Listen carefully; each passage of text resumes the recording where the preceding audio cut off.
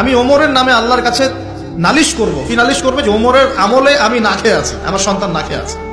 কথা বুঝতে পারছেন?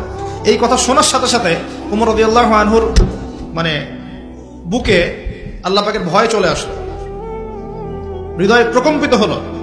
প্রকম্পিত হওয়ার পর তিনি নিজে চলে গেলেন মদিনায়, যেটাকে বলি আমরা বাইতুল মাল, মানে রাষ্ট্রীয় সম্পদ যেখানে থাকতো ওটাকে বাইতুল মাল বলা হতো।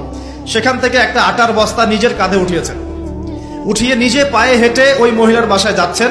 তার পাশে থাকা একজন সাহাবী, তিনি বলছেন, তার নাম আসলাম রাদিয়াল্লাহু আনহু, তিনি বলছেন যে ইয়া আমিরুল মুমিনিন, হে আমিরুল মুমিনিন, আমাকে দিন, আনা আহমিলুক, আমি এটাকে বহন করে নিয়ে যাই। আপনি চলেন সাথে, সমস্যা নেই, আমি বহন করে নিয়ে যাই অ্যাটলিস্ট।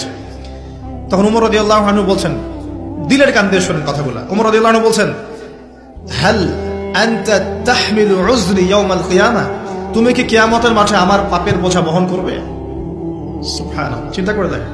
নিজের হাতে গেলেন, রান্না করে খাওয়ালেন, তারপরে বললেন আগামীকাল তুমি আমিরুল মুমিনিনের দরবারে এসো, সেখানে আমাকে পাবে। এই হলো ওমর রাদিয়াল্লাহু আনহুর খেলাফত। একদিন তিনি মেষ, তার যে উট, এটাকে পরিষ্কার করছেন। আলী রাদিয়াল্লাহু আনহু দেখে বলছেন, আমিরুল মুমিনিন, আপনি পরবর্তী জেনারেশনের জন্য অনেক কঠিন আদর্শ রেখে যাচ্ছেন, আপনি এত কাজ করছেন, তারপরে নিজের কাজও নিজে করছেন।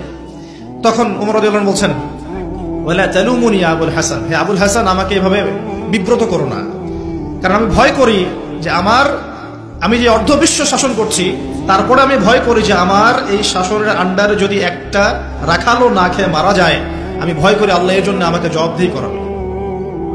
আরেকটা বলে শেষ করে দিই, আমর ইবনে আস রাদিয়াল্লাহু আনহু, তিনি একজন গভর্নর, কোথাকার? মিশরের।